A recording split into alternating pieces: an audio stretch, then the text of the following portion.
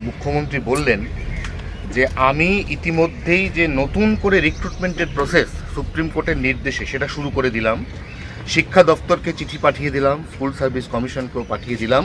আমি বলে দিয়েছি নির্দেশের মান্যতা দিতে এবং নতুনভাবে নিয়োগ প্রক্রিয়া শুরু। দেখুন, উনি তো বলে দেন কিন্তু কোনো কাজই হয় না। হাইকোর্টে যখন ওনারা হেরেছিলেন, বড় মুখ করে সুপ্রিম কোর্টে গেছিলেন, তো হাইকোর্ট আর সুপ্রিম কোর্টের থাপ্পড় খেতে খেতে পুরো দুটো গালি এখন লাল হয়ে গেছে, যাওয়ার রাস্তা নেই। এইসব বলছেন, আমরা একদম ভরসা করি না, উনি করবেন না আমার মনে হয়। আর যদি হয়, কিসের আধারে এগুলো হবে, কী প্রমাণ আছে? সমস্ত লোপাট করা হয়েছে। এই যে 26,000-এর চাকরি গেল, তারা তো সবাই দোষী নয়, সবাই টাকা দিয়ে চাকরি পেয়েছে এরকম নয়। যারা যোগ্য তারা কি অপরাধ করেছিল? এবার তো তাদেরকে ঘটিবাটি বিক্রি করতে হবে কোর্টের নির্দেশ মানতে গেলে। অথচ যারা এই অপরাধটা করেছে, তাদের কাছ থেকে টাকা নিয়েছে, সেই লোকগুলো কি আদৌ কোনোদিন শাস্তি পাবে? মমতা ব্যানার্জি এখনও বড় বড় কথা বলছেন, বিজেপিকে দোষ দিচ্ছেন, অন্য কাউকে দোষ দিচ্ছেন। যে মুখ্যমন্ত্রী পুরো সরকারের রন্ধ্রে রন্ধ্রে দুর্নীতি, পার্টির নেতা থেকে সরকারি কর্মচারী সবাই দুর্নীতির সঙ্গে যুক্ত, মন্ত্রীরা যুক্ত, তিনি কী করে বড় বড় কথা বলেন? পশ্চিমবাংলার মানুষ যারা লাইন দিয়ে 500 টাকা আর অনুদান নিয়ে জীবন বেঁচে থাকতে হয়, তারা একাধবার ভুল করে ভোট দিয়েছেন। আমি জানি না এবারে 500 টাকা বা 1000 টাকার বিনিময়ে লোকে এই দুর্নীতিগ্রস্ত সরকারকে ভোট দেবে কিনা, কিন্তু অপরাধী যারা এবং সরকারে বসে আছে যারা, তাদের অবশ্যই সাজা পাওয়ার দরকার আছে। কালকে চাকরিহারাদের শহীদ মিনারের মঞ্চে আমি নিজেও সেখানে ফিজিক্যালি ছিলাম। তাদের বক্তব্য হচ্ছে যে বিকাশ রঞ্জন ভট্টাচার্য তাদের ক্ষতি করে গেছেন, তৃণমূল সরকার তো ক্ষতি করেইছেন, এবং আপনার নাম করে, শুভেন্দু অধিকারীর নাম করে, সুকান্ত মজুমদারের নাম করে তারা বলেছেন যে এই 26,000 লাশের ওপর দিয়ে আপনারা 26 সালে ক্ষমতায় আসতে চাইছেন। শুনুন, এটা তো বলতেই হবে, কারণ তারা অপরাধ করেছেন, তারা জানেন।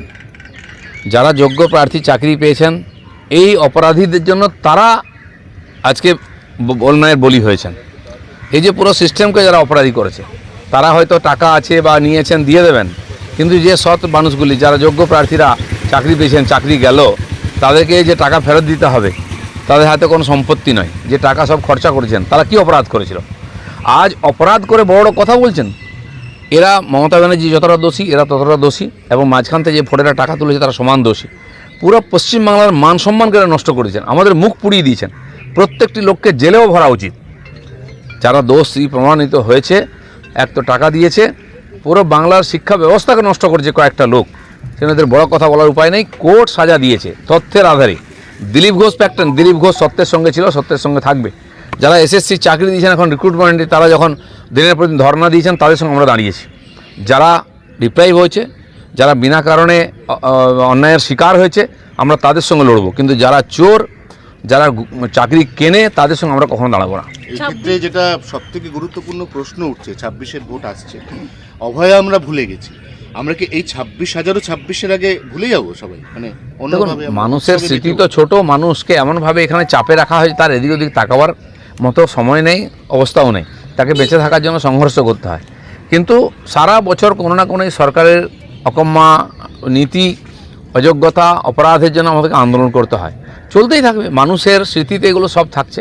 আমার মনে হয় 26-এর ইলেকশনে তারা ভাববেন এটা, যে কতদিন এই পাপী সরকারকে মাথায় করে বয়ে বেড়াবেন। 26,000 চাকরি ইতিমধ্যেই বাতিল হয়েছে, সেখানে বিজেপি এবং সিপিএম এর ঘাড়ে দায় চাপাচ্ছেন মুখ্যমন্ত্রী। টাকা নিল মুখ্যমন্ত্রীর বাড়ির লোকেরা, পার্টির লোকেরা, সরকারের লোকেরা, হয়তো ওনার পরিবারের থেকে বেনিফিশিয়ারি, আর দোষ হলো সিপিএম কংগ্রেসের। উনি কি এখনও মানুষকে এরকম ভাবছেন? মানুষের পিঠ দেওয়ালে ঠেকে গেছে, মানুষ এর যোগ্য বিচার করবে। মমতা ব্যানার্জি বলেছেন স্টাডি করতে দিলে আমরাই তো খুঁজে বার করতাম কারা যোগ্য কারা অযোগ্য, সেই সুযোগটাই তো আমাদের। এতদিন কী করছিলেন আপনি? দিব্যি টাকা পয়সা নিয়ে খেয়ে হজম করে বসেছিলেন। মানুষ বাধ্য হয়ে কোর্টে গেছে। কেন? এখানে সরকারের প্রত্যেকটি ফয়সালার বিরুদ্ধে মানুষকে কোর্টে যেতে হয়, কারণ হয় আপনি সিদ্ধান্ত নেন না, নাহলে সত্যকে চাপা দিয়ে সবসময় মিথ্যাকে সামনে নিয়ে আসেন, দোষীদের বাঁচাবার চেষ্টা করেন।